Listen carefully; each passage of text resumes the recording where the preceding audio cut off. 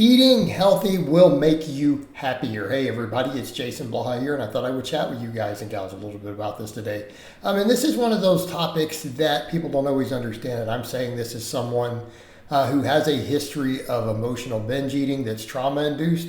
Saying this as someone who has previously been morbidly obese, who chooses to live a fitness lifestyle. That I can tell you in all honesty that eating healthy and eating clean actually improves your health and your mood and your emotional and mental well-being. And I can say that objectively based on my experience, based on the research, on everything else. You know, people have these ideas, they're like, but I have to have these comfort foods or whatever it is that I eat in order to be happy. And look, I'm not saying we can't indulge in those things from time to time. So I'm not even saying that's the case. Okay, but let me be clear. The idea that eating a bunch of processed foods will make you happy is simply not true. You might get a very temporary dopamine hit, but you know, there's a lot of things you can do to get a dopamine hit. You don't have to eat those foods to do anything that gives you a dopamine hit. I mean, my God, go have sex. There you go. That'll do it. All right, now that aside, so no, seriously, setting the whole dopamine thing aside, when we really start getting into the whole neurotransmitter side of it, how we feel, everything else, and especially how we feel in the long term, right? We can talk about acute or we can talk about chronic effects. So even the acute response, hey, even when I have a cheat day, there are times when I wake up not feeling good the next day. In other words, all right, I might enjoy my occasional cheat day, but sometimes my mood is down a little bit the next day. Why? Because we get a little lethargic, we get some tired. You know, if I've eaten a bunch of junk or whatever, you know, I don't always feel my best the next day. So I got a small dopamine hit from it, but it's not always better later, right? The net effect may end up being balancing back out. Temporary happiness, don't feel as good later, okay?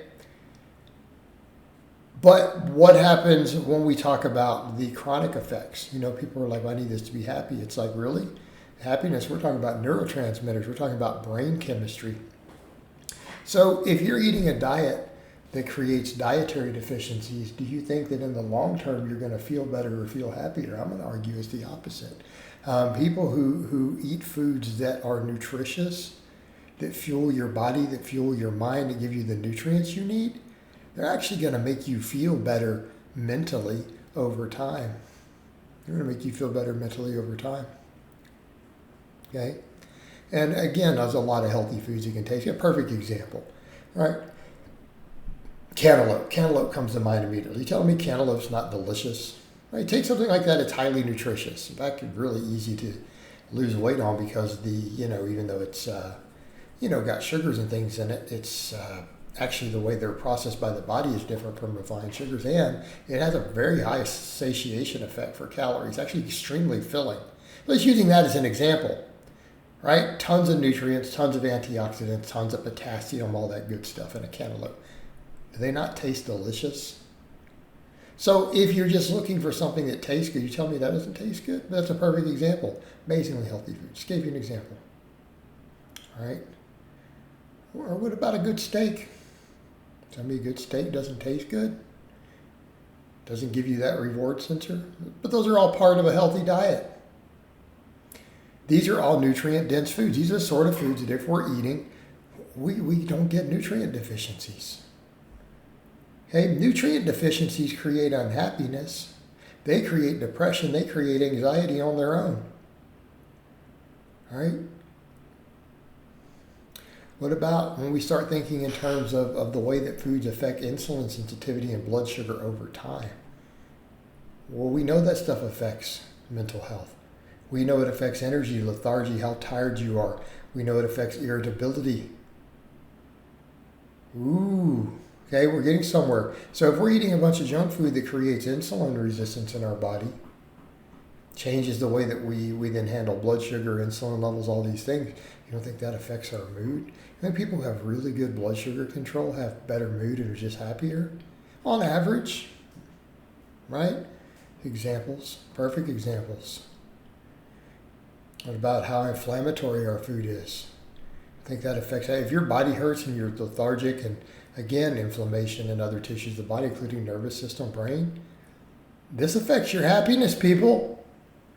In other words, a junk food diet will create a chronic situation in your body to where you don't feel good, to where depression is exacerbated, anxiety is exacerbated, fatigue is exacerbated, inflammation in the body is exacerbated, all these problems.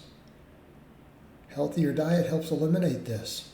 But what about gut health? Oh man, then we get into the big one. What's all this research showing more and more and more and more? Yeah, gut health affects all these things. Sure, it affects recovery. Sure, it affects the immune system. We know it affects all that. It affects all that. But what about mental health? There's an enormous body of evidence growing that literally depression, anxiety, all these things are enormously impacted by our gut health. In fact, I'm joking, we talked with a friend of mine who does work in this area told her so there's a mind-butt connection. We talk about mind-muscle connection and lifting, mind-butt connection. Joking aside, it's true. It's true. Your gut flora and the health of your gut and your GI tract affects brain chemistry and psychological and mental health on a massive level. So again, if we're going to talk about having a healthy mind and healthy well-being, that's gut health. But what happens? How much does our diet affect that? How much does our diet affects it? It's literally 95% of it. Again, a bunch of refined garbage foods imbalance the gut flora. Imbalance the gut flora.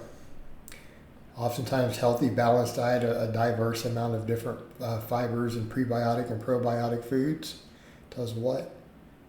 Creates healthy cultures and a healthy set of bacteria and gut biome that can help with mental health, happiness versus depression, anxiety versus calm, our stress levels. Okay? See where we're going with this? Your diet affects your happiness in a very, very real way.